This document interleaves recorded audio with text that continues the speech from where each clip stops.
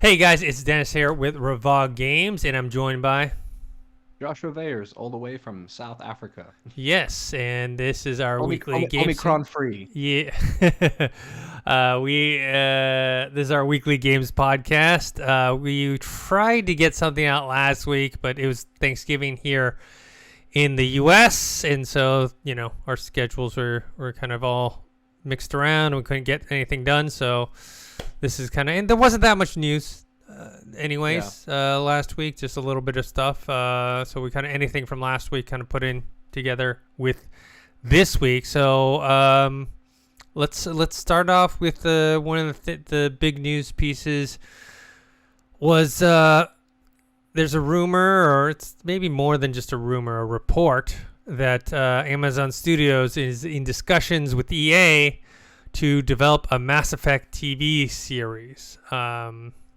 So if people don't remember, Amazon is already working on a Fallout series, and apparently since the Wheel of Time series premiered, which is not a video game, but it's adapted from a...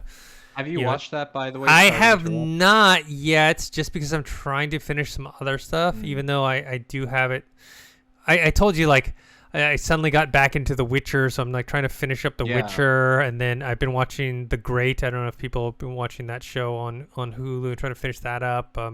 So as soon as and then we'll talk about it later when we do our non-spoiler Arcane review.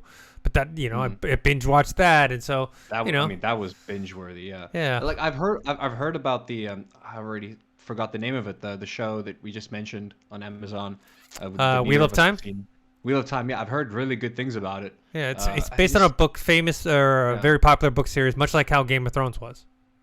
It looks interesting. I'm wondering if that was also a case of well, I don't know where they filmed it, but I'm just wondering if that was a case of sharing assets with the Lord of the Rings show, because it seems like you would use similar assets in terms of filming.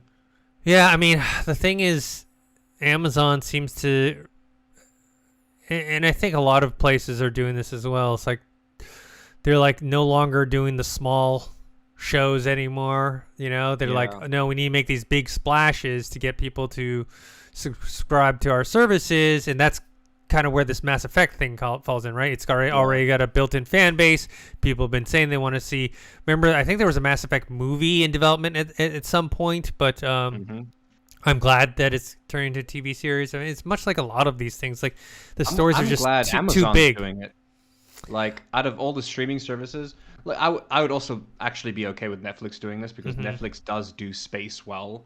All their sci-fi series that I've seen, the deal with space, they really capture it really well. You know what I mean? Even the really lower budget, almost soap opera-esque sci-fis, the acting might be cheesy, but the space looks good. You know what I mean? So yeah, but I'm happy with Amazon, because they're gonna throw money at this. You know what I mean? And that's the nice thing about space, is it's pretty easy to pull off in CGI in terms of budget. You know what I mean? It's still gonna cost you, but it's not gonna cost you as much as what it would to hire 100 orcs in New Zealand. You know what I mean? It's for multiple weeks of filming and things like that. It's gonna be a little easier to do. Yeah, for the streaming services, there's only kind of three that I feel comfortable handling something of this big budget. Obviously, one is Amazon, the other is Netflix, and then the other is HBO. I feel like the rest of the streaming services, they also make great shows, but they just don't do the big stuff, costs a lot of money. I've never seen HBO do good sci-fi, though. You know what I mean? I'm not talking about very good period pieces, though. Yeah, I'm not talking about sci-fi. I'm just talking about just overall, with fantasy or whatever, just big budgeted productions that are basically the equivalent of movies, right? They're making. If this is true, though, Dennis, if these rumors are true, it's gonna make so many people happy. I know I always say that about a lot of things. We're just not gonna. I try not to think about it, because obviously the first thing I think of when I hear about adaptations is the Cowboy Bebop show that I've been watching, which is it's bad, but also sometimes good, but sometimes bad, and it's they didn't really nail it, but it's one of those things where it's a step in the right direction. Live adaptations still have a while to go in terms of anime live adaptations. I need to be specific on that. Still have a long while to go, but that was a step in the right direction. That being said, since Mass Effect 2, people have wanted a TV show. Yeah. because the the interpersonal relationships between crew members is like it's so good. You know what I mean? Like you can do so much of the show where you don't even have to have action. You know what I mean? Hmm.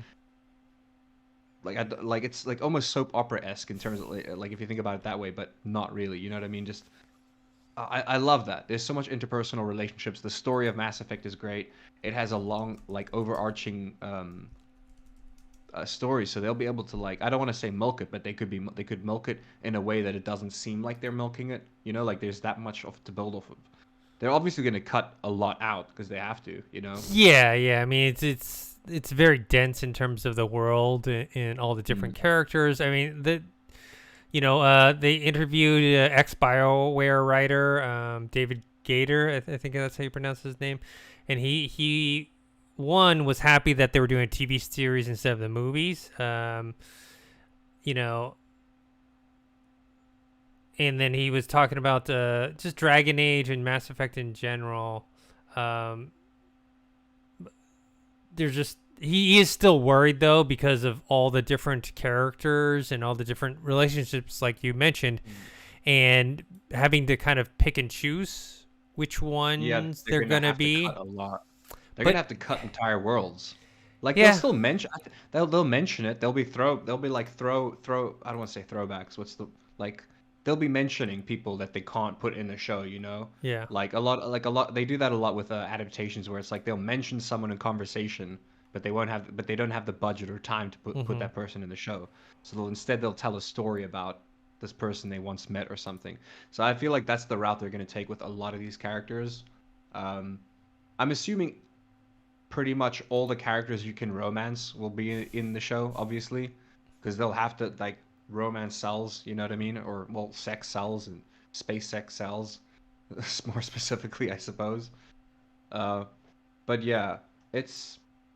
I think it's gonna be good. I think it's gonna be very drama orientated, though, yeah. like very space drama, you know, or yeah. Yeah, I think the thing is what he was mentioning. I understand his concern was that yeah, there's not enough time for all of them. But the thing is any adaptation is like that, right? Mm.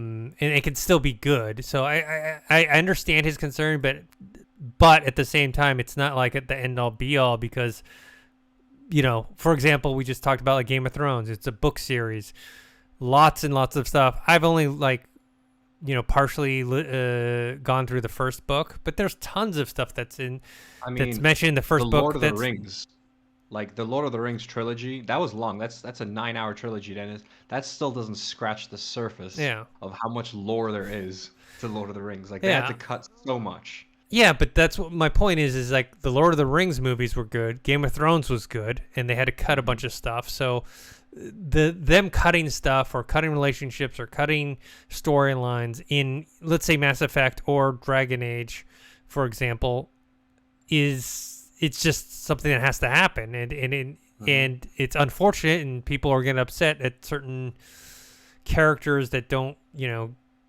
get like the focus or the spotlight or their storylines. I mean, but it just happens. That's what's going to happen, and you can still tell something good. I mean, let me see here. Why is this Wikipedia being such a pain in the ass? I'm trying to get the here we go.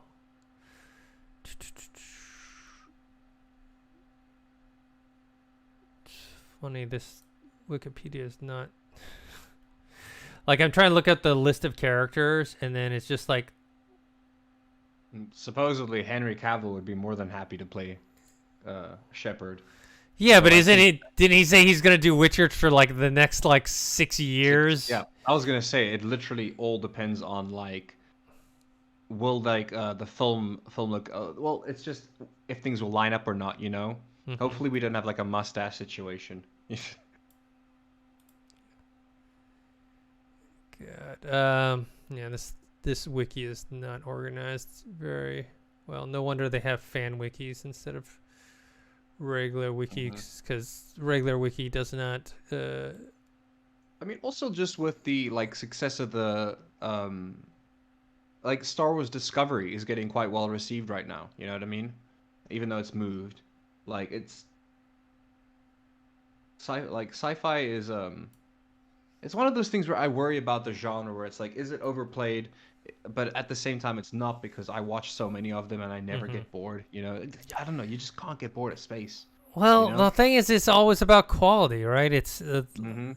and we'll talk about Arcane in a little bit, but like, remember when people were like, you can't make anything good from video games in terms of like movies or TV or whatever, and it's like I always say, it's like, dude, it's always the resources, it's the talent, it's the understanding. Hmm. Eventually, you can do it. There's no like set rule of like, no, you can't make a good movie from X or Y or Z or whatever. So I feel like, yes, if there's a ton of science fiction series, sure, things get oversaturated. I mean, you talk about the superhero genre is like plentiful, but I'd say for a majority part, most of them are good. You're not all of them. Like, I didn't really care for the Venom series.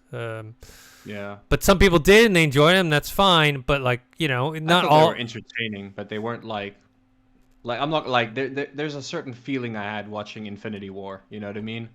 Like, Yeah. and Endgame, to be Yeah. honest. Yeah. Like, but yeah, it's a thing of I always forget the term.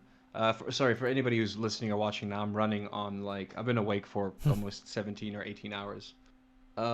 It's, sorry, genre fatigue. That's the term. Yeah, Yeah. like genre fatigue does sit in. Some people get tired of superhero movies. You know. But the whole Um, point is you've got to change them up. What they get yeah, tired of is exactly. it's not the genre, it's what you're That's why doing with it. Deadpool did so well. Like, the Yeah. initial Deadpool did so well because they changed it up completely. You know.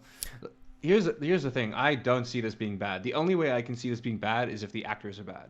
It's the only way I can see Well, this if the being bad. series, yeah, I I mean the series is bad or whatever, but Yeah, but well, I mean, it's the script adaptation could be tricky as well. Like, yes. that's going to be a very difficult job for anybody.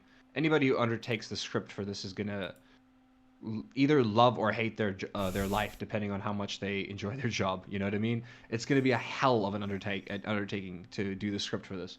But in terms of directing, I feel like, if you've got the budget and you know what you're doing, it should be a breeze. You know what I mean? So it really does, in my opinion, it weighs heavy on the actors and the script writer, the guy who's adapting the script. Well, that's the thing is right now they don't know if it's going to be an original story or it's going to take what's already been done. I assume they're going to take stuff that's already We been want done. Commander Shepard. If we don't get Commander Shepard, what's the point? And also all the other characters. I mean, obviously, Yeah. like we mentioned, they're not going to be able to put all of them in. They're going to have to cherry pick which ones. I mean, I'll be upset if they don't have if Morden isn't in there and have his whole storyline with his race I am worried about the action. I will say that, because Mass Effect is such a dialogue heavy game, mhm. I worry that they put less effort into the action of the show. Like, hopefully that's something that doesn't happen at all, where it's I'm like, actually hey, worried I'm worried the yeah. opposite. I'm worried they're gonna focus too much on the action and not enough on the characters and Yeah. stories and dialogue and all that stuff. That's It's definitely got to have its balance. Like, yeah. I would say it needs more dialogue than action, because that's how Mass Effect is.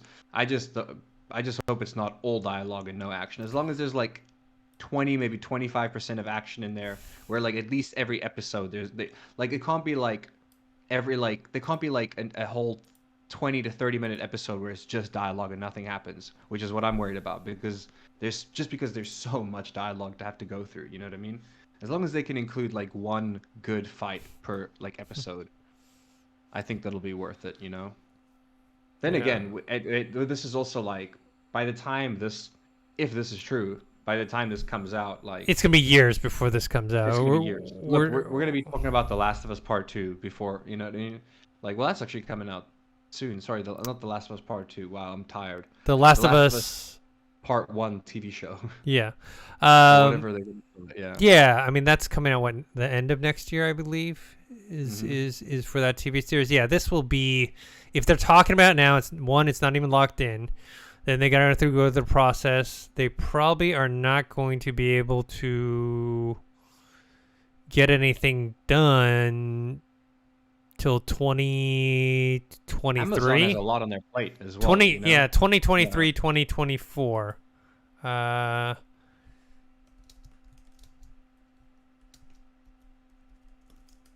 Yeah, in 2024, 2023. That's my guess. And you know, we got to see what the storyline. Obviously, the ending was very controversial for people.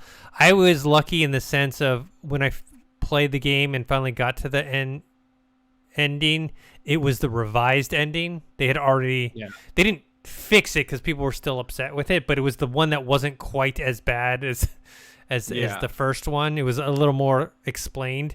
I think It's the more issue, accepted version. yeah, I think that the problem with the ending. I talked a lot about this with one of my friends who's a big Mass Effect fan as well. Is that the series never kind of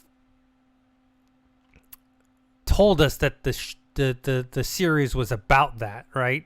At the end, like they just kind of veered like hard left or hard right at the end. It was like, oh, is what the series was about. Like that's not what you know what I mean? Everything they had like shown us and talked about before was like, you know, not on that angle. And then so when they kind of revealed that at the end, it just kind of took people by surprise, and especially the first version of the ending where things were really not explained well, and the second version, revised one, does a better job but still not perfect.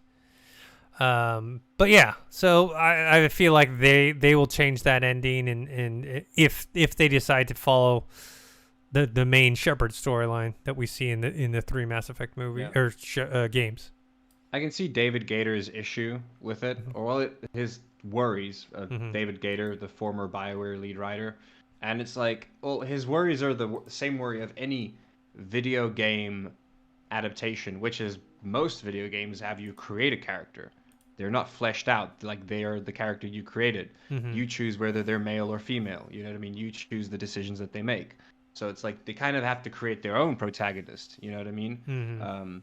Or flesh them out with the decisions and stuff like that. So they got to choose that. And like he raises a good point where it's like you now got to choose. Like if the Dragon Age character is going to be male or female, then you end up isolating an entire gender or whatever. I don't think it would be like that heavy of an issue, but it is one of those things where people who love these games and play these games play them in a certain way, and they might not see the character that they played in these shows, you know. But if we look at other shows that are very similar to that, like Monster Hunter. I like Monster Hunter. I was really, really good, and it didn't have anything to do. Well, I mean, they decided to make the main character a freaking army soldier, which is so like not in the game at all, and it worked. You know what I mean? As far as I can tell, nobody was like, oh, this is amazing, but nobody was like, oh, this is horrible. You know, everyone was like, this is fairly entertaining. You know, and you got to see enough of the Monster Hunter world. Ron Perlman was odd in it, but it's always good to see his face. Yeah, I think I'm just worried that it might be boring, and that's the only thing I don't want it to be is boring. I would rather it be bad than boring. Literally.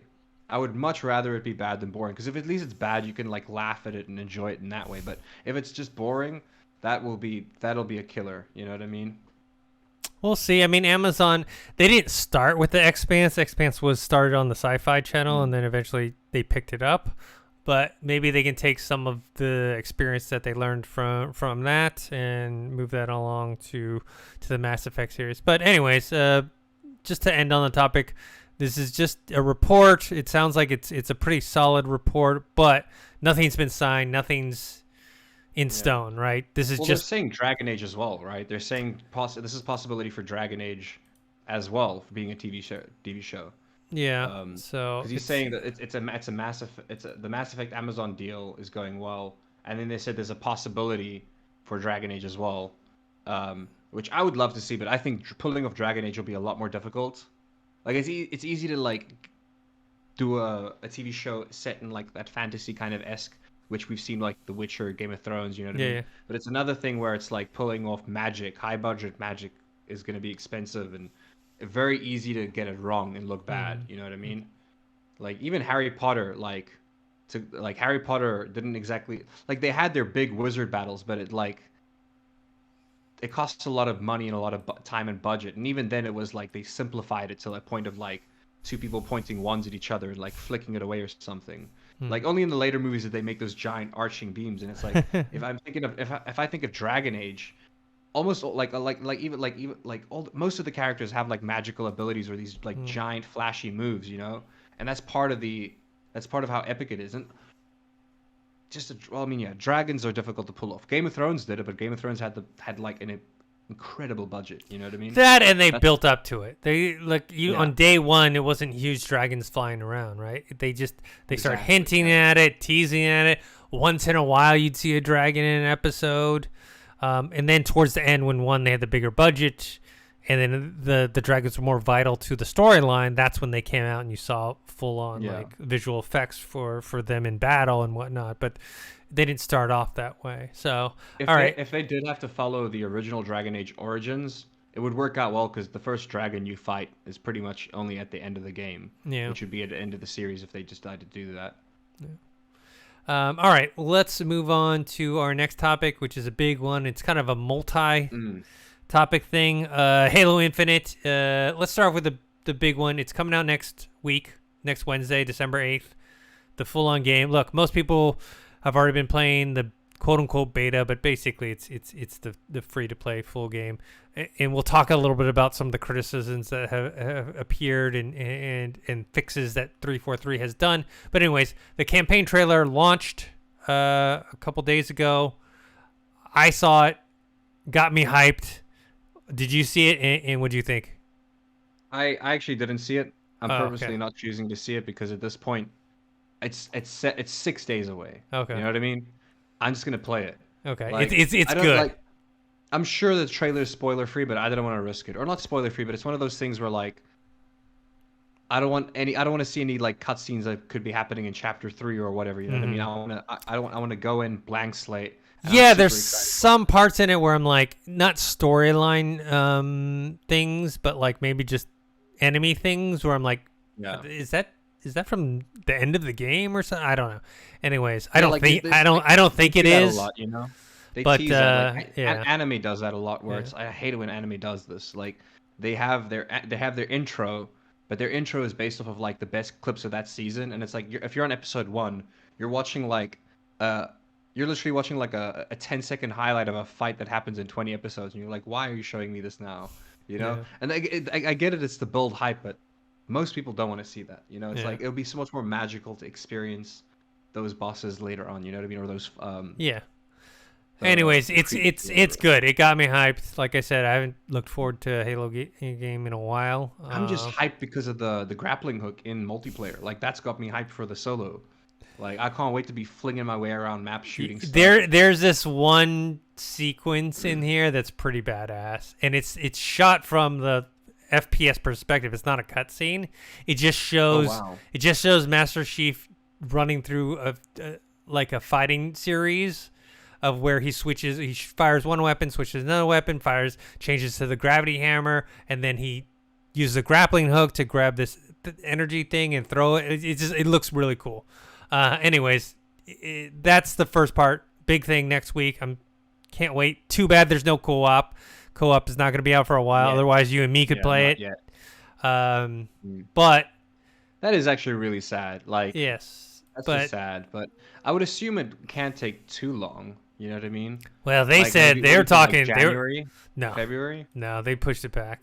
Yeah, More than like I think two, so. Wow. Yeah, I think it's gonna I be thought like they would've- March. Oh my god. think it's Oh gonna my be March. god. Yeah. I was thinking February at the latest. Like that's bad. If it, I think they may get the Forge out earlier than co-op, just because the Forge is Yeah. necessary for kind of the community to build Yeah. upon.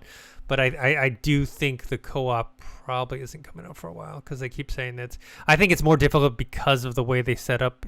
Remember, it's semi-open world now, so it's just a whole lot harder to do. There's a lot more things, like a lot more instances, a lot more things that Yes. could like collide. I completely understand that. Yeah. All right, so let's talk about. Progression system. Yes. Okay. So Halo Infinite came out. Everyone was raving about it. How fun it was to play. How awesome that Halo was back. How it felt like the old Halo. A lot of rave reviews. But after the rave reviews started the criticisms. I mean, wouldn't be the gaming community without some controversy or backlash or whatever. So the main complaint is that the game feels too grindy. The progression system is too slow. Some of the unlockables are just, it takes too long to get to because they were only giving 50 XP per game that you played. And they also don't have performance-based XP.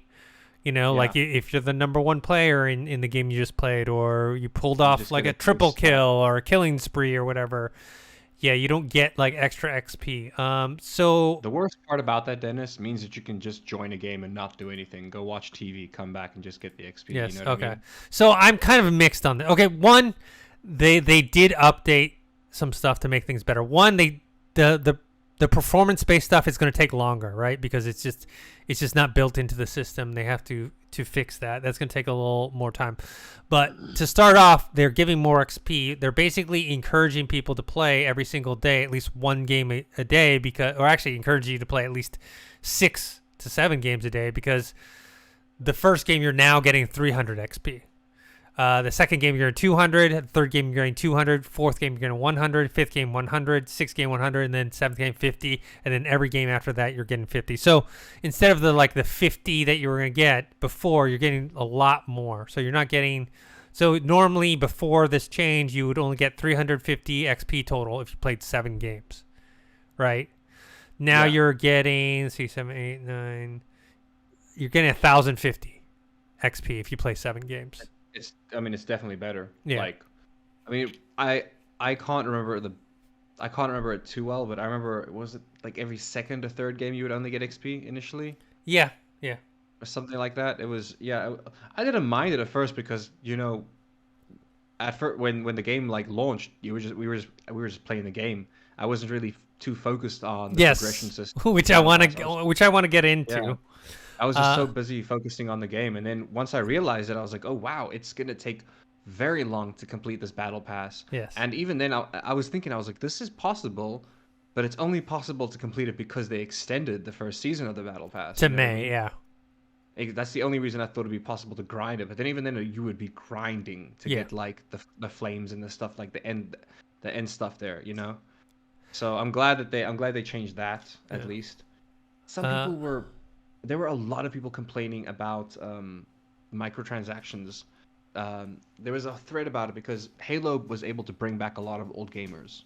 Yes. Older gamers who may not be. They still consider themselves gamers, but they don't really game as often as maybe you or I do. But they came back, and for a lot of them, this was their first game with microtransactions, and they were like there was so many threads of people just going, this is never gonna work. We should just boycott it. If we don't spend money on microtransactions, they'll stop it. And and then you see all the younger people going, but this is how games as a service works. It's free. You got the game for free. You didn't buy the game, and it was such a dumb argument. Okay, so I am. The funny thing about that is I'm in the middle of both sides because I game probably more often than, let's say, your average older gamer or whatever. But I'm also not like a full-time, like I'm gaming all the time, right? But I have kind of a mixed view or viewpoint on this, which is, yes, it's games as a service. The microtransactions pay for the service. And I'm actually surprised some of these older gamers are complaining, because the way I see it, I actually think some of the complaints about the grindiness of the battle pass, while warranted, I'm not saying they're unwarranted. Yeah. The criticism is correct, but I think it's overblown. I think people are going too crazy over the stuff, because I come from an era of there's no way they're giving you the game. Number one, when you played the first Halo, right? Obviously, you got the campaign, so the campaign is not free. But let's just set that aside. Let's talk about the multiplayer. In order to play Halo, the first, how many games? First 3, 4, 5 in the series, right? The first 3. Well, actually, all of them until now, right? The multiplayer, you have to buy the game. Number one, you got to buy the game. Number two, there's no super progression level in terms of like when you played Halo 1 in multiplayer, when you play the game, there's no different armor you're getting. There's no different paint jobs. There's no nothing. It's like Call of Duty where you can grind to get different skins for your guns. Like even like old school Call of Duty, you would level up and then you get different guns and stuff. It's not like that, dude. You're right. It's just you jump in. You play the game. You're playing the game. The main reason you're playing the game. Let me reiterate this. You're playing the game, and you mentioned this before, to have fun. Like you're playing the game, the free game, to have fun. Now, if you pay for the battle pass like I did, right? You have a right to criticize the progression system because maybe you just feel like it's too slow. That's fine. But I want to point out, people were criticizing the fact that you can. They were criticizing the shop, not the battle pass. They were criticizing just specifically the fact that you can buy skin bundles, and which I don't understand because it's like the skins are. They're just skins. It's not the game. It's not the game. It doesn't improve you. It doesn't improve anything on your character.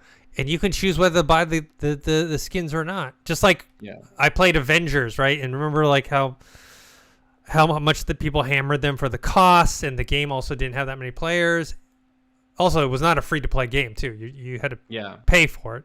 So that's a whole other a whole other thing. $60. You know, I like some of the skins. I just didn't buy them because, I just chose not to spend. I just so that's kind of how I feel about the whole Halo thing. Is Halo Infinite thing? It's like because people are going extreme. Like I'm boycotting this. I'm not playing this anymore. I'm like you're boycotting the game. It's a free game. You don't have to buy the skins. You don't have to pay for the battle pass if you don't want to. Or if you like myself that paid $10 for the battle pass. Let's say I feel that it's too grindy and it's too slow and I didn't get my money's worth. I just don't buy the next one. You know what I mean? Like you don't. Yeah. The point is you don't have to buy the battle pass. You don't have to buy the skins. I'm always against things that help you in the game, right? Like if you can buy a weapon that gives you extra damage or what I mean, that type of stuff. Unlimited ammo or whatever. Yeah, I just blanked on what I was gonna say. But yeah, look, you have a right to complain about the progression of the battle pass if you paid for it. Yes. But in terms of microtransactions, when people talk about boycotting a game, they're like, look, if we don't spend money on it, then they have to change their ways. And I was like, I agree with you. I agree with that. You do realize there are millions of children out there spending their parents' money, and that we cannot stop that, and they're not going to join this boycott. Yeah. Like they're just not. That's whenever I see that argument made, they're like, we can make a difference, and I'm like, no, dude. Unless you have like a horde of just millions of children at your disposal to be like, hey, stop buying it's not going to happen. No. It's not going to happen, man. Do I like the being able to get new and different armors and customized armors? Yes. I think it's cool. It's fun. But that's not why I play the game. I'd rather... You said, the original game, it was red and blue. Yes. You know what I mean? That was it. Yeah. Like, who cared about like what you looked like? Like, I will say, I do like the battle pass for Halo. I think a lot of the stuff you get is cool. If you finish the thing, you get the flames on your head and your body, and you get the flame, like all the effects, and I was like, that looks so sick. I love that. But at the same time, if you can't enjoy the game without that, then there's something like. Then what's the point of the game? What's the point of the game? Like, would you rather have a game that sucks, that's not fun, but has really cool progression? You know what I mean? Or do you want a game that's fun? Ideally, you want both, right?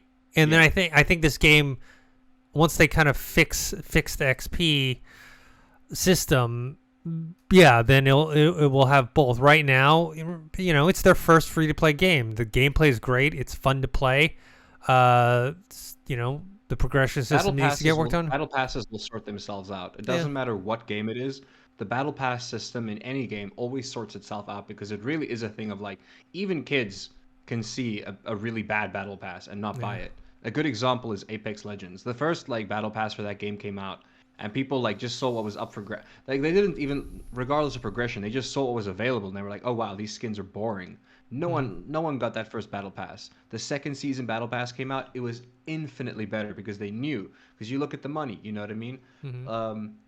It's one of those things where if the battle pass is an issue, like they'll see that people won't be buying it. You know what I mean? Or like you said, you're not going to get the next battle pass. They're going to get the hint if enough people do that. Yeah. Like it just sorts itself out. Like, is a boycott necessary?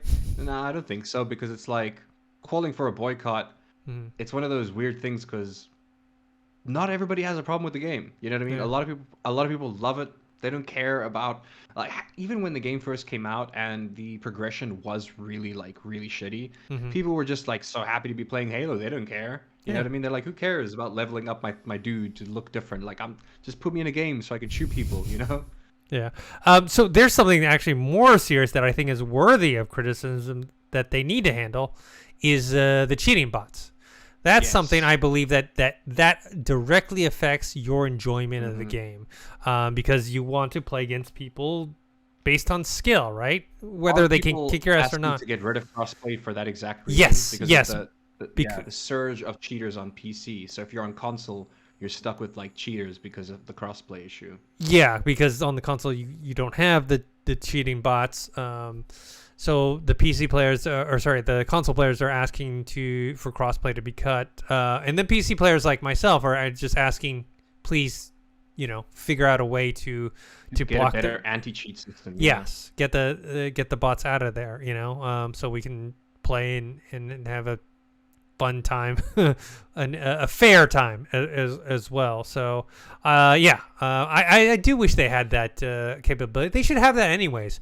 Even if there weren't cheating bots, I feel like there should have a button, an option to do crossplay or not to do crossplay, because maybe you're a console player and you don't want to play against someone that's using a mouse and keyboard.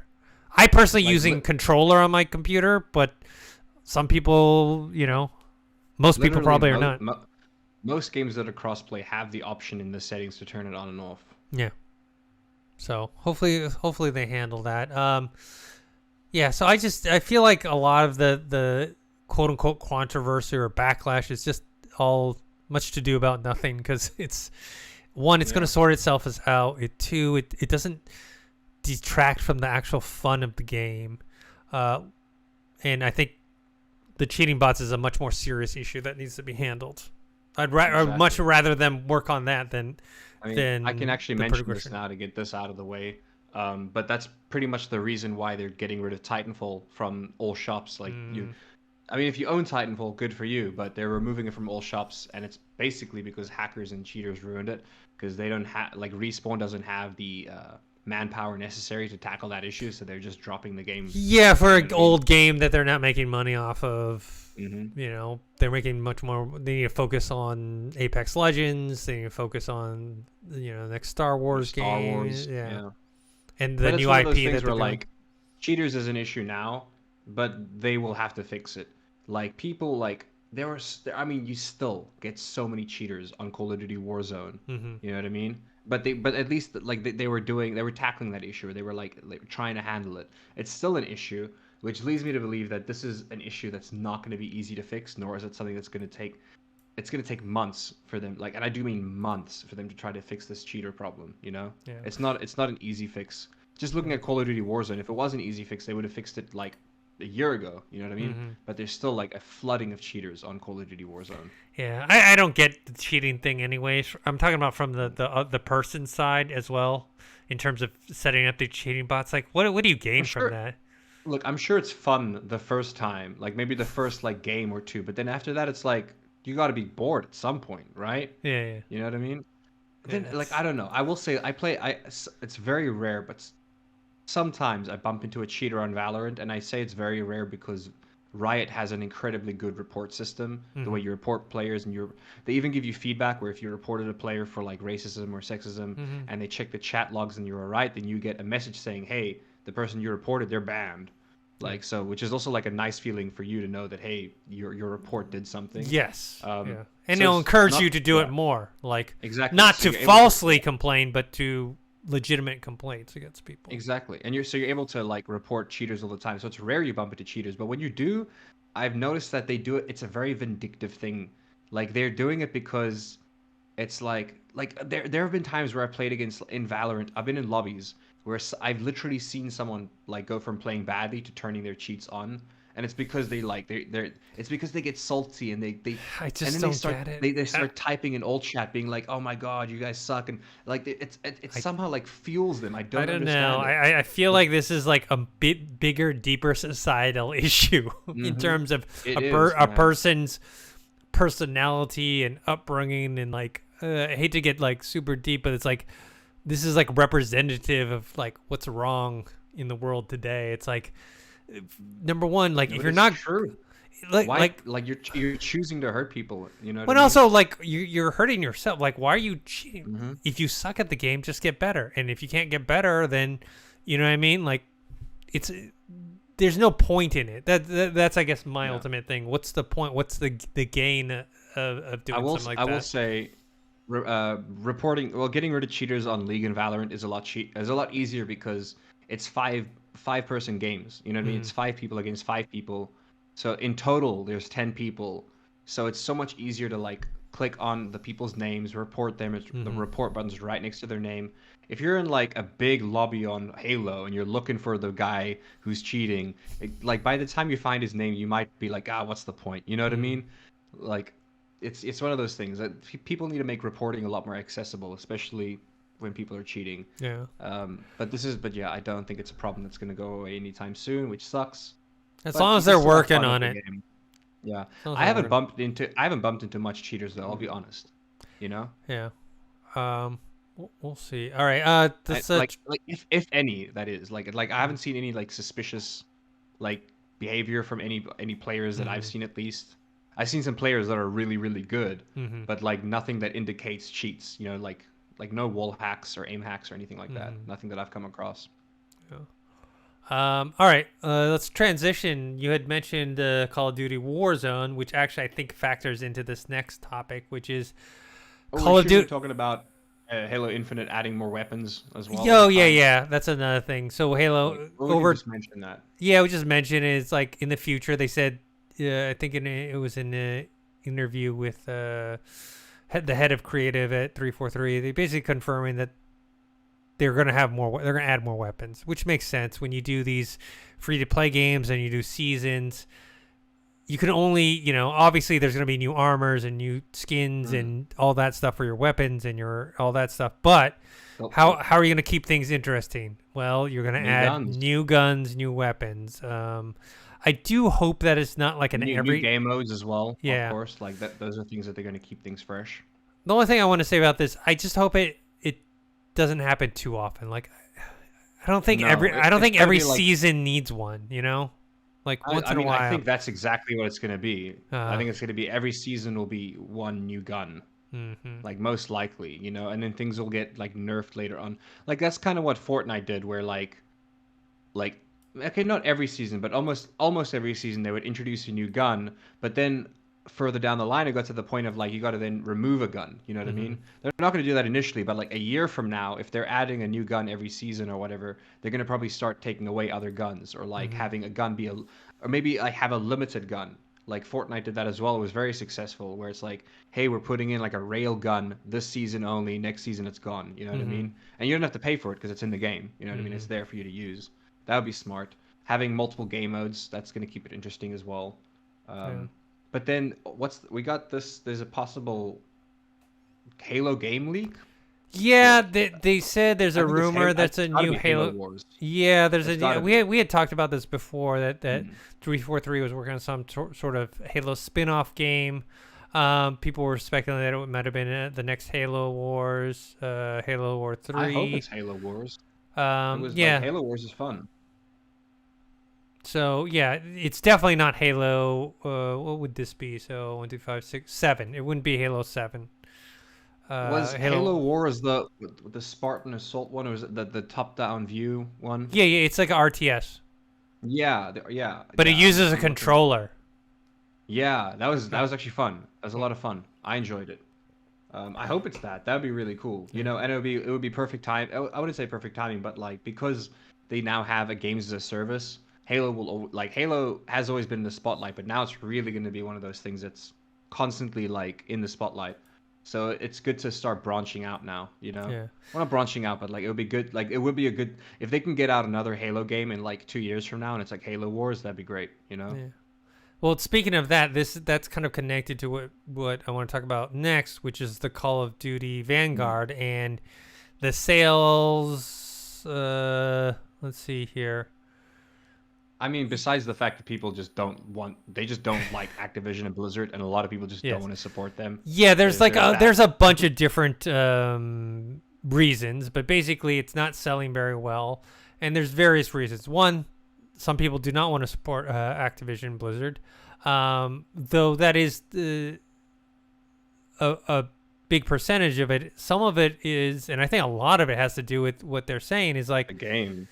Well, not just the game, but like there's too many other games to play. Like so if Call of Duty Vanguard just came out, Battlefield 2042 just came out, Halo Infinite just came out. This is like, they're not the same game, but you know, it's similar enough games that are offering a similar type of gameplay and a similar type of experience. One, you have Halo Infinite, which is killing it, and it's got everyone's talking about Halo Infinite right now, and it's free to play. Vanguard is not, and then the other thing is, people are still playing Call of Duty Warzone. You know, which when you talked about Halo, the next Halo game, next Halo game is probably gonna be Halo Wars 3 or something else, right? It's not gonna be Halo 7, and Halo 7 is probably, who knows, 5 years down the line, 6, who knows? It's gonna be a while before we see it. One, Halo Infinite, the multiplayer will probably be the thing. It'll be the Fortnite, Apex Legends thing that they're gonna be concerned with and making them money, and then two.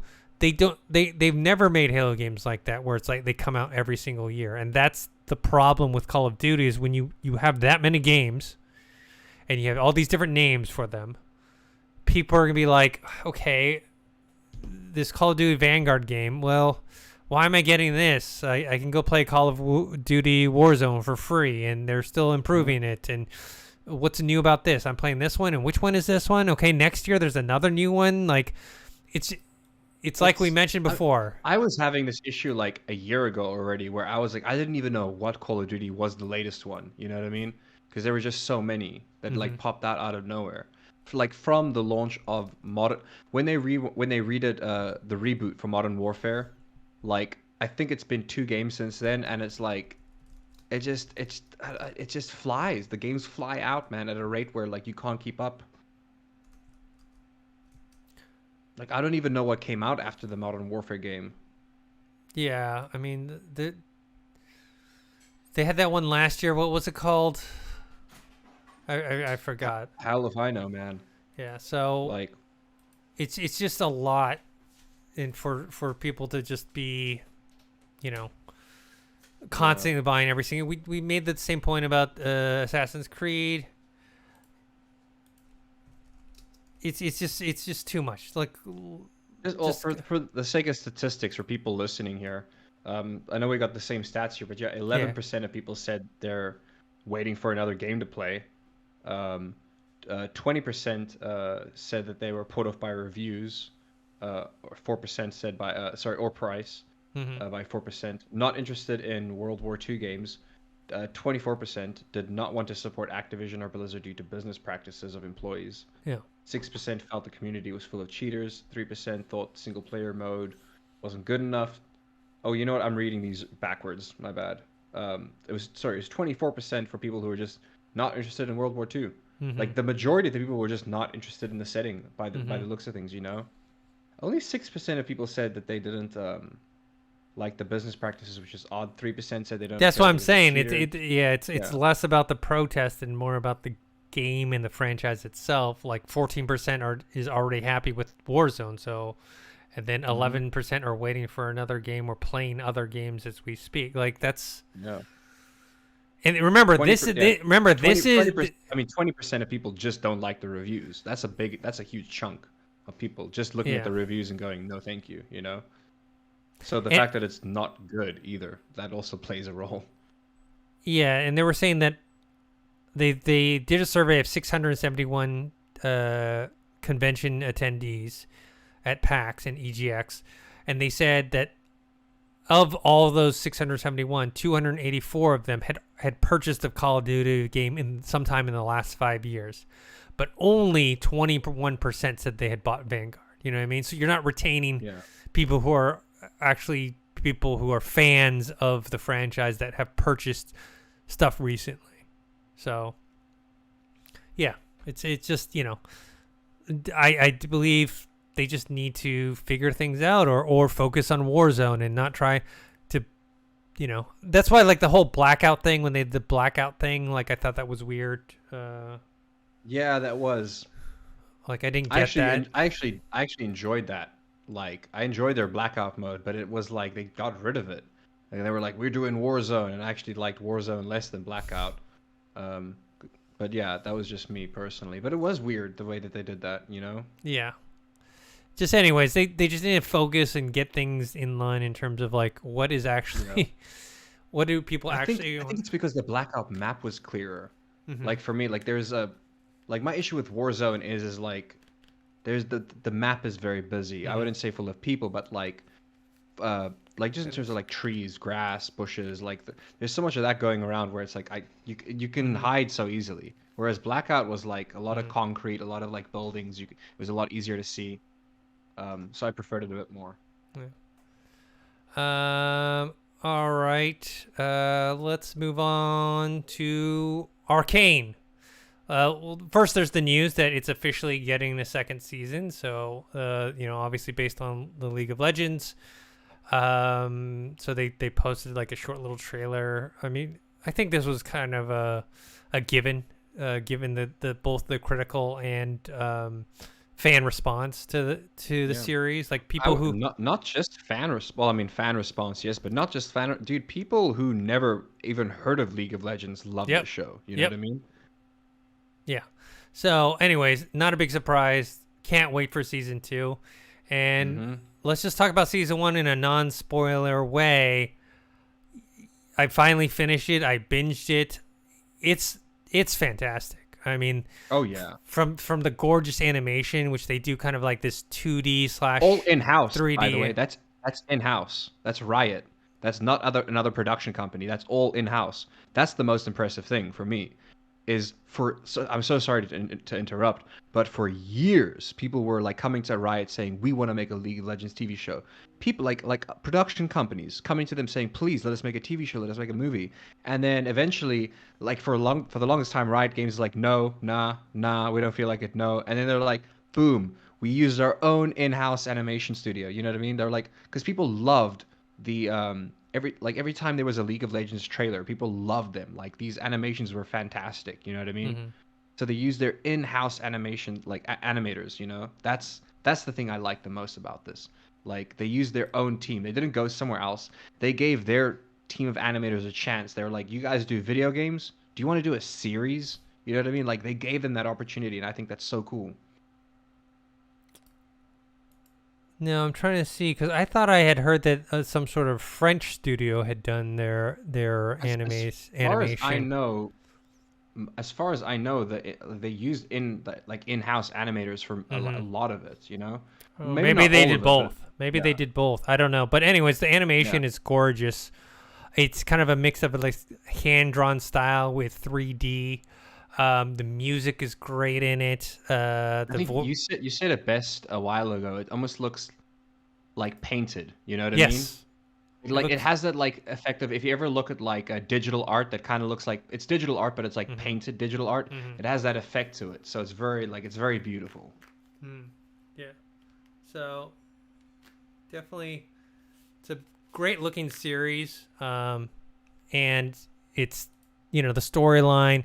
Don't want to spoil too much of it, but it has a great storyline with different characters that, you know, when I started to research it after I had seen the entire series and looked into it, it's like a lot of this stuff had already been established, you know? Obviously, they didn't go into super, super detail, but the whole kind of story of of Zahn and Piltover and V and Jinx and all that stuff. You know, it's The someone lore's who, been there for years. Yeah. yeah. So they were able to take what already existed and then just fleshed it out to such a great degree and give, you know, characters that you actually cared about and relationship dynamics and yeah, and the action is fantastic in it too.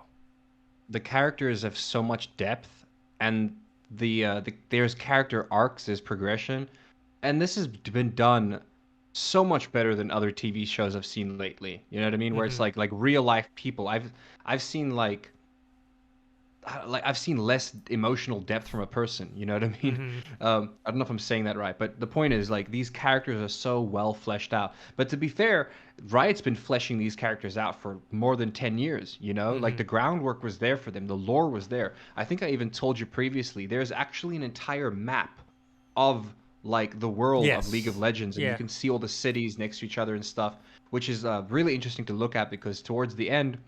Um, without any spoilers.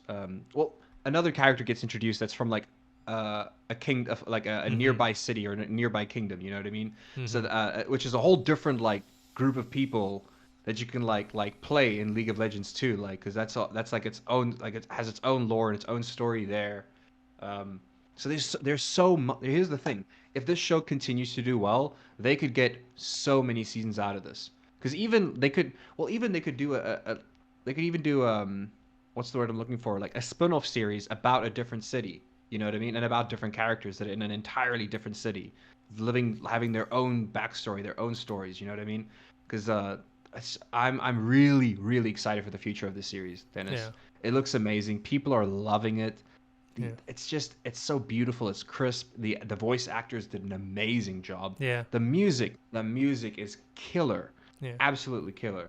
Um, I don't know if I mentioned this last week. I thought it was so funny, but at the it's not the red carpet event, but they did some kind of event where they Yeah. had a They. couple they had a couple streamers over. They showed off like the first couple episodes, and one of the interviewers is interviewing Mike Shinoda, but she doesn't know who, but she has no idea who Mike Shinoda is.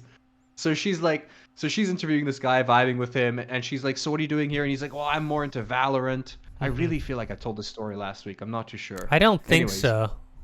he's like, "Yeah, I love Valorant. I'm really into Valorant, you know, so I'm a bit of a fish out of water because I don't know much about League of Legends." So the person's like, "Oh, that's so interesting. So who are you? What are you with?" And he's like, "Oh, I'm just I played in a band called Linkin Park," and then you just see the look on this lady's face just drop, where it's like it's live as well. It was all live. Like, Yeah. how did you not? And she actually then proceeds to do one of the more cringiest things I've seen do, which is she started then bowing down and Yeah. worshiping him, saying she's not worthy. Not And worthy he of the just person she had no idea who was he was like a second ago. exactly, yeah. I mean, she obviously recognized the Linkin Lincoln Park. Park name, yeah. Yeah, she recognized that, but yeah, I was just so crazy. I didn't know Mike Shinoda plays Valorant, but apparently he likes to play Valorant. Mm. But yeah, if you are watching this and or listening to this, do yourself a favor and watch Arcane. Yeah. Even if you've never played League of Legends, you don't have to know You anything don't have going into this. zero. You can know It's so absolute good. zero. Yeah. It's Yeah, you supposed to don't be a need any prequel background. anyway, too. So it's like Hmm. it's just telling you the story of what happened before and how they got to the Yeah. point. So if you know nothing, you don't. It doesn't matter because nothing really is necessary to know about League of Mhm. Legends before watching the series. So Yeah, I mean, like I knew a fair amount of League of Legends before this, and it literally all the knowledge I had was like I mean, there were moments where I was like, oh my god, like in the beginning, I knew hmm. who Echo was as soon as I saw the kid. I was like, Okay, that's Echo. I okay, was like, I knew. I even like looked at my friend. I was like, I uh-huh. bet you that kid is gonna grow up and become Echo. And then boom. Well, even before he grows up, they actually do call him Echo, and I was like, Yeah, okay, it confirms it. But when yeah, he first shows up, you don't know who he is, you know. So that was cool. So if you do know the game, you do get little hints like that where you see characters and you hmm, see references, like little Easter eggs for you if you do know the game and stuff like that. But even if you don't, it is such a rewarding show to watch regardless of that. And if you enjoy it and you want to know more about the lore of League of Legends, they released like they released a turn-based RPG, Legend of the Ruined King, I think, or it could be like it could be something else, but it has the title Ruined King in it. I played it recently for the first time. I like it. I really enjoy turn-based RPGs. Like like old school Final Fantasy, Mm-hmm. and it's a good way to get the lore of Runeterra without having to like read too much into it or play their like disappointing card game that didn't do too well. All right. So that's it about Arcane. We may be doing a spoiler review later on. If you guys are interested in doing that or seeing that, let us know your thoughts. All right. Move on to some smaller news pieces. Dragon Age's senior creative director has left Bioware, Matt Goldman. So they mutually parted ways. So I don't know how that reflects on this next Dragon Age. He didn't even have his own statement. They made a statement for him. Yes, they said Matt Goldman is no longer working at BioWare. He leaves the next Dragon Age game in excellent hands with the team here at the studio who will carry forward our vision for the game. So that doesn't say... Like if it was mutual, he would have said something himself. Well, see, if it was he is not saying that it's in good hands, and he's not saying like they'll carry forward the vision. It's EA saying that, and Matt Goldman's no longer working there. So, who knows what's kind of going on with that game. That's just... I don't know. I don't know, man. I don't know.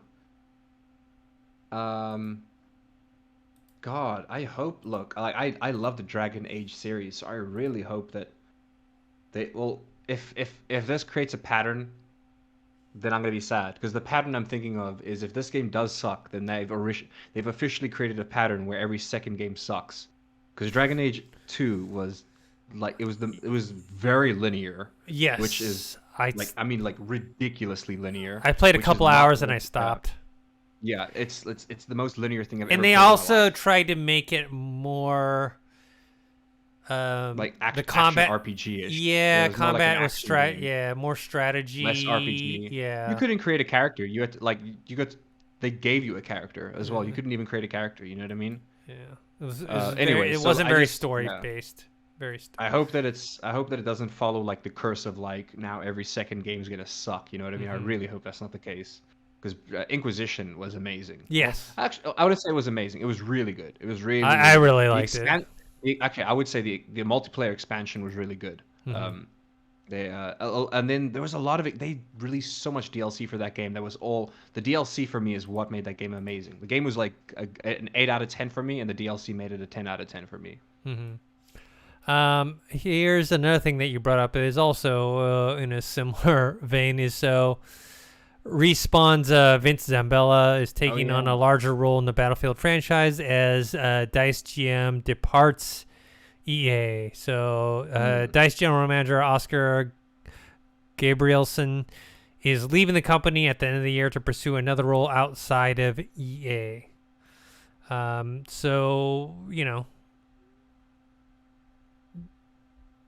Another kind of large... important someone had to take the place, someone had to step up there. So it's just interesting. I mean, we can only speculate on why, and also you gotta speculate on why. Did it have to do with the underperformance of 2042? Is it, you know what I mean? Was he someone that was didn't he leave on his own like vices, or he chose to leave?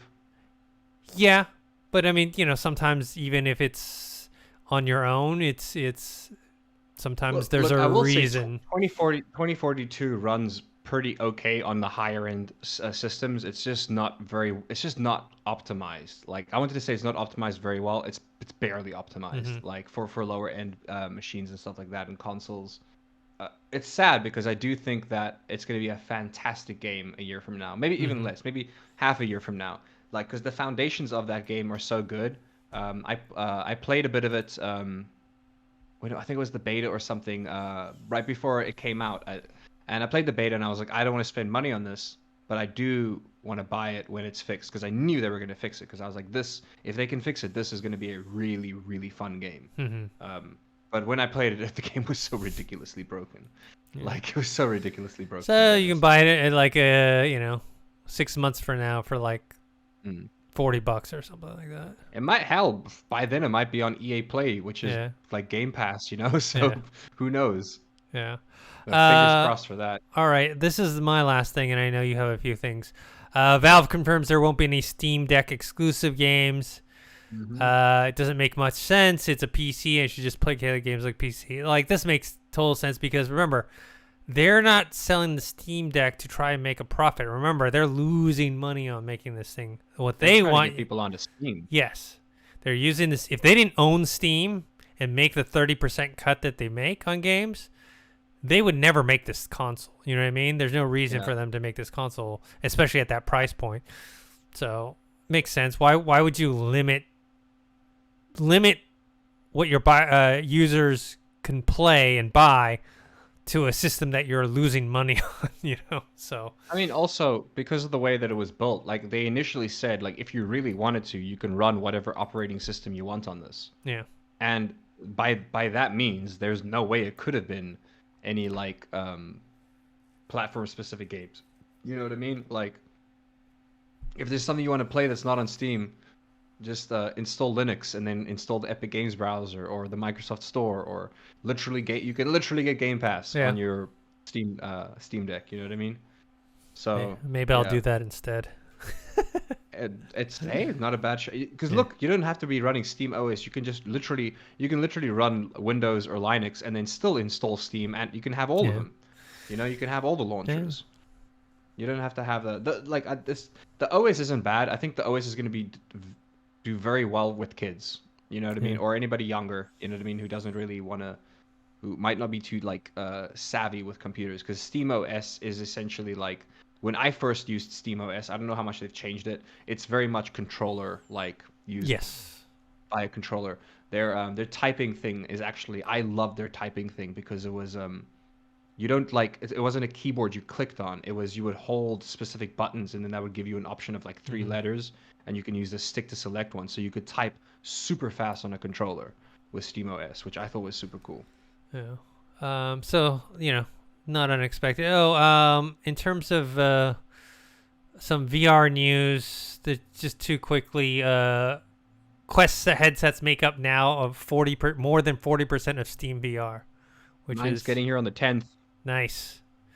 I'm excited, man. Yeah. I did decide to get the Pro strap. It definitely seemed worth you should. It It is. Yeah. The strap that it comes with right now is worse than the strap for the Quest 1. So it's actually it's actually less comfortable than the Quest 1, even though it's a newer product, unless you have the Pro strap. Yeah. I decided to go with the 250 gig or the 256 gig. It's a right choice. I made the wrong choice because at that time all the games were like a gig or under, and then recently the one you have isn't even available anymore, like you said. Yeah.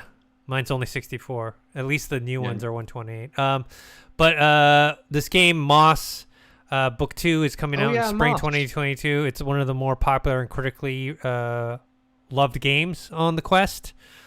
And the next one's coming out in spring. So that's nice to hear. It's just funny, you know, on the previous topic, like the Quest headsets being more than 40% of Steam VR. Remember, Quest headsets are mobile. They have their own, you know, you're buying the games through the Quest store on them. But because you have AirLink and you can actually play Steam VR games through the headset that way, now people are using it and Steam is still making money off it. So Steam doesn't care. You know, they're happy for it. Isn't the Oculus Quest getting Wi-Fi 6 support? I'm not sure. No, that's the new Vive Focus. Oh, okay. The new Vive Focus is getting Wi-Fi 6 support, so that obviously you can stream games to it, to get the whole wireless aspect of that. Yeah. I will say the new Vive Focus does look good, but it's price point. I would still rather get the Quest 2, you know? Yeah. All right, so that's all I have. I know you had a few items that you wanted to talk about. Not too much. We'll quickly cover this one, which is that Sony is working on a PlayStation controller for mobile. It essentially looks like a PlayStation 4 controller that's literally been kind of like cut in half, and you're attaching it to the sides of your controller. Which there's obviously a lot of controllers out there that already do that. Razer has a really good one that they launched I think was it this year or last year. It's pretty expensive, but it's really good. But I'm assuming Sony is launching this because obviously they have PlayStation Now, which is their streaming service for video games. And if PlayStation Now is supported by, I believe it's supported by Microsoft Edge browser, so like in other browsers. So if you're able to get your if you're able to run your PlayStation Now games onto there, it would make sense then, because now you have a PlayStation controller for the PlayStation games that you're streaming onto your mobile device. At least I'm assuming that's what it's for. Um, but most likely it'll be something that can be used for other games like in the App Store. You know what I mean? Like normal games too, because they'll then be getting their money off the hardware from it. Though I do think the end goal here would most likely be to get gamers on, well, to get people onto their streaming service, you know? Though there's no mention of that, I'm assuming that that's what it's for, Yeah. you know? Moving forward Makes at least. sense. Like Makes sense. I'm actually surprised that Xbox isn't doing something like this because xCloud is like, well, then again, here's the thing. If you've got the newer PS4 controllers or the newer Xbox controllers that have the better Bluetooth, you can use the controller on your phone via Bluetooth, and then you just need to buy like an attachment so you can clip your phone on top of it. So Xbox doesn't necessarily have to make their own like rival thing. Yeah. In actual fact, PlayStation technically doesn't have to make this either. Yes. You can Bluetooth connect, but maybe there'll be less input lag because I have noticed there's quite, even with the newer controllers, there's quite a bit of input lag through Bluetooth onto the mobile. So hopefully this like plugs, maybe I don't know if it's going to be Bluetooth or it plugs in. It looks like it would be plugging in somewhere. But then no, that can't be. It's got to be Bluetooth because they would have to make so many different ports, you know what I mean, for different like phones and different. Yeah. Yeah, I don't think it's going to be that. So it's most likely Bluetooth, but maybe it'll be focused more on a more responsive version, which would be nice. That's the reason the Razer handheld was selling so well, is because it was of the response time on it. There was no delay. So that's interesting. I think that's going to be for the streaming service. Okay, I'm leaving this for later. Qualcomm and Razer made a handheld gaming device. They say that you can't buy yet. I don't know when it comes out. It's Android OS based though, right? I think. Yeah, so. I'm looking at it right now. It's an Android OS gaming device. The screen it shows, it looks like they're playing Minecraft Dungeons, which I don't think you can get on Android. But it says you can also stream from the cloud or from your console or PC. So you can play Game Pass on it. Yeah, it says you can stream from your PC. Oh, and there's the Play Store. Yeah, I see. That makes sense. It is Android based because I can see the Play Stores on there on the main screen. And then I can see there's like mobile games there too. I mean, that's the next move. It's streaming games instead of you actually having to own the systems or the consoles, or maybe you do own the systems and consoles, but they, are able to stream it to you from any location. So the GPU can run games at 144 frames a second, which is impressive. Also not necessary because it only has 120. It only has 120 refresh rate. So you're only going to get 120 frames, Yeah. But it's nice to know that it has that extra power, you know what I mean? Yeah. It has a 6.65 inch OLED screen, 125 hertz with full HD resolution. That's pretty impressive. Built-in 5 megapixel camera. It's got a webcam. Yeah, 1080p by 60 frames, which is really impressive for a webcam. Yeah. Not a lot of webcams can give you 1080p at 60 frames. With 2 mics, not too sure I understand why there's 2 mics. But anyways, there's 4-way speakers. It has haptic feedback, though I'm not too sure how much haptic feedback we're talking here. Like, are we talking PlayStation 5 DualSense controller haptic feedback? Or are we talking it vibrates a bit, or maybe it has adaptive triggers or something, It has active cooling, support for Wi-Fi 6, because like you said, this is going to be for streaming games.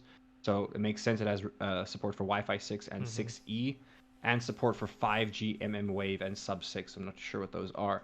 It's got a USB-C port, which, it's got to kind of have to have. So you can even attach an external display and use it that way as well.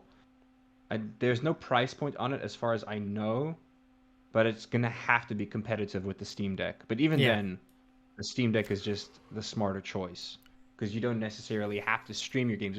Streaming is the way to move forward, but, you never know when the power grid's going to go out or, or I've also a lot of this mobile gaming. And also remember, when you download, let's say, shows off Netflix or whatever to watch later, it's because you don't have access to streaming, right? Like Exactly. why do Yeah. you stock up on like downloading a bunch of TV shows on your iPad or tablet or whatever? It's so when you go on an airplane, you can watch it, So I would So I will. assume Yeah. mobile gaming would be similar in the case It of. would be better, yeah. It would be better to download then in that case. You know what I mean? Or if you could. Like that's why it's gonna be. That's why PlayStation Now is. Well, XCloud is gonna be the same way, but PlayStation Now has the thing where it's like you can stream PS3 games, you can stream PS4 games, or you can download them. Yeah. Like it gives you the choice. You can download them or you can stream them. You know what I mean? So that's always nice. You know what I mean? But then it's all. But then again, it's an issue of like if you downloaded a game you got from a subscription, you need to be online for them to know that you have an active subscription. You know what I mean? Mm, yeah. Otherwise, you can literally like get the subscription, turn your Wi-Fi off for months, and like play a game that you only paid $1 for or whatever. You know? Yeah. Yeah. I mean, most things have like some sort of like monthly check or whatever. Yeah, you gotta like log in once a month or something to keep Yeah. it. That would make sense to me. You know what I mean? Yeah. The last bit of news I have here is I mean I could talk about this for hours, but I gotta be up in 6 hours to Mhm. go help my brother take his car to the shop. But my favorite streamer, Ludwig Ogren, he just signed an exclusive deal with YouTube, and he is now streaming exclusively on YouTube. And we're talking about the guy who did the subathon. He was breaking records on Twitch. You know what I mean? Mhm. Uh, he's very charismatic. I love this person. He's worked very closely with Twitch. He even has a show called Hive Mind with Twitch on Twitch's main channel, which I think there's still an episode left of that, even though he's now exclusively on YouTube. And this decision, by the looks of things, wasn't exactly easy for him to make because his preference was Twitch. Like he had gotten the deal from YouTube, and then he went to Twitch. I believe he went to Twitch with that saying, "Hey, look, this is what they're offering me. You know what I mean? Can you combat that? Because I would like to stay here, but I'm not gonna be dumb and turn down the money. You know what I mean?" Yeah. What it kind of came down to is that like I'm not too sure if Twitch offered him the same deal, but the point of it is that it all came down to the fact that he truly felt like YouTube cared more. Mhm. And once he had like come out and said that, a lot of other people who Cared signed more deals with money. cared more in terms of like your involvement. Like they're Uh-huh. willing to like with Twitch, if you're one of the biggest streamers on Twitch and you say, "Hey Twitch, I this is the suggestion I have for you guys," they're not going to give a shit. They're just Mhm. not. Whereas YouTube, especially because they're signing you on, but even months after their deals, people like there's other streamers on YouTube are saying like their team listens more if they have an issue with like if they see like they'll take their advice, like they're actually willing to listen, and they care more about the platform and where it's going, and they're like more willing to like listen to them than Twitch. Like Twitch literally will not listen to you. Doesn't Mhm. matter how big of a streamer you are, they will not listen to you. They don't care about you. It, it's Twitch is one of those things where it's like you're making money, we're making money. You know, you want to stream somewhere else? Go. We don't care. We're still making money because we have so many other streamers. Even if they're not big, there's so many other small streamers they have. You know, Yeah. uh, but it's one of those things where it's changed the dynamic of the industry so much. Not just Ludwig, but like this is now like the fifth. I think it's the fifth like big streamer that YouTube has snagged from Twitch in the past year. And we're talking big streamers, you know what I mean? They got Courage, they got Tim the Tatman, Valkyrae signed Mhm. one, you know what I mean? So I'm very interested to see as to where this is going to go in a couple of years from now. I think a lot of people are making the move to YouTube.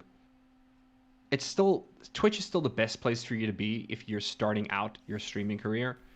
But if you have what it takes to put in the effort in YouTube, I think it's actually better to stream on YouTube than it is on Twitch currently, because you're only going to get your 70-30% split if you're a Twitch partner, which is damn I don't, it's not impossible, but it is really difficult to get.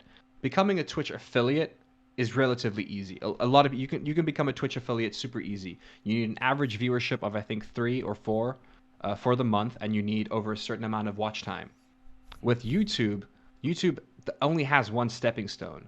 They don't have like, oh, you become an affiliate, then you become a partner. With YouTube, as soon as you're in their ad preference thing, you get the 76 you get your 70-30 split that every Twitch streamer wants. All you need to do, I believe, is reach like 1,000 subscribers and have a certain amount of like watch hours. And reaching 1,000 subscribers on YouTube is a lot more difficult than becoming an affiliate on Twitch. Like noticeably difficult. Like some people can grind for that. But then the thing is, you're on YouTube. You can make shorts. You can make YouTube videos. Yeah. Like, and there's a conversion rate there. You know what I mean? Whereas Twitch, it's just streaming, and then people have your clips. But like on YouTube, someone could see like a highlight reel that you uploaded and then follow your channel through that way. So it's not like you're getting 1,000 subscribers to your streaming channel. You're getting 1,000 subscribers to your YouTube channel, which is all. If you are streaming, you should be making all sorts of content. You know what I mean? Like, or at least, or hire an editor or a friend to like take your daily VODs and like make clips and put them to your YouTube or whatever. So moving forward, it's one of those things where right now Twitch isn't worried because every single person who wants to stream goes to Twitch. You know what I mean? That's just the way it is. But I think in a year or two from now, people are going to realize that it's harder to become a streamer on YouTube. But if you can get over that first hurdle, you're then getting more money than you would from Twitch. Like you're getting more of the cut. You know what I mean? Whereas like if you want that 70-30% split on Twitch, you need to become partnered with Twitch, which is very once again very difficult, very very difficult. You know what I mean? Yeah. On YouTube, you could literally you could have like 50,000 subscribers on YouTube, be killing it. You know what I mean? Be killing it with money, and then streaming on, and you can still stream on Twitch in your spare time, and you still wouldn't be like making as much money or getting partner. That's my own opinion, though. It's obviously different for everybody. But right now, the market is finally getting competitive. For the longest time, Twitch still doesn't care right now, but I think a year from now, Twitch is going to start worrying. They're going to start worrying. Well, remember, like they weren't worried about Mixer. Yeah, Mixer, they were worried about it because they were like the number 2, and then Mixer, obviously went, They pulled the plug. Yeah, pulled the plug. And so now you have Facebook Gaming, you have YouTube Gaming. They're trying to vie for that number 2 spot right now. And YouTube has the benefit of already having they already had like streaming as part of their platform. It just wasn't as popular, especially for games, than Twitch. So they already have that kind of inherent like base. So it looks like they just kind of want to expand upon that and get further into there. I do want to say as well that they did leave on good terms. Like Twitch tweeted out basically saying, "You're a mogul in every sense," which kind of his thing. A mogul is essentially a creature from Final Fantasy, but Ludwig, it's part of like Ludwig's brand. He calls it mogul moves and mogul money. Things like that. Anyways, so they said, "You're a mogul in every sense, Ludwig. Best of luck and keep doing big things out there." So they tweeted that out. Like he's obviously like this wasn't like a salty move or anything. He may come back, and who knows whenever his contract's up. Who knows how? Yeah, who knows how long his contract is? Yeah, the video was very subtle. His announcement video was him driving in a purple car and then switching to a red car because purple is Twitch and red is YouTube. So that was his like subtle reveal, which I quite liked. But yeah, I would say that the market for streaming is finally getting competitive between YouTube and Twitch now. Like it's like they were making these moves for a while, and everyone has been thinking like, is it going to make any impact? And it hasn't made an impact yet, but I think it's really going to soon. Like a year from now, we're going to be talking about YouTube streaming differently because right now nobody talks about it. It's not exactly easy too. Like if you go on YouTube and you're on your recommended list and you see like it's very rare that a live stream gets recommended to you. You know what I mean? It's very rare. Yeah. So YouTube still has a long way to go. But the thing is, YouTube is listening to their creators. You know what I mean? Or at least their Twitch streamers. I mean, YouTube streamers. Yeah. They're listening to them. They're still not listening to their content creators on certain things, but at the same time they're listening. But they're growing the streaming atmosphere. Therefore, they're listening to their streamers. They're listening to their advice because they have more experience than they do. You know what I mean?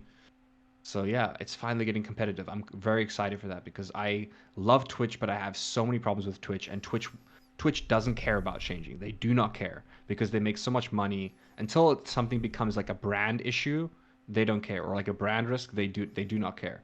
But I hope that this will at least make Twitch go, okay, maybe we should start making some changes to make our platform a bit better, you know? Yeah. And it's a good platform as is, but it's just whenever there's an issue on Twitch, they just don't listen. They just like ignore any of the problems, you know? Yeah. All right. Well, we'll see how that goes. Anything else? No, that's about it for me. All right. Cool. I guess that's it for this episode. I want to thank everyone who's been watching or listening. You still can subscribe to this YouTube channel, youtube.com/Revog, or follow us or subscribe to our podcast feed, which is on anchor.fm or it's on Spotify. You can follow me on Twitter @ThinkHero, Instagram DennisTZENG. Can't even spell my own name. Josh, where can people find you? You guys can find me on Twitch at it's Thespis. And most likely, after what I've just spoken, you guys will most likely see me streaming on YouTube soon as well under the same name. And please give us a comment and like if you're watching this on YouTube. It does help with the algorithm, especially the like. So give us that like. We really would appreciate it. Yeah. All right. Until next time, and we'll see you guys later. Later.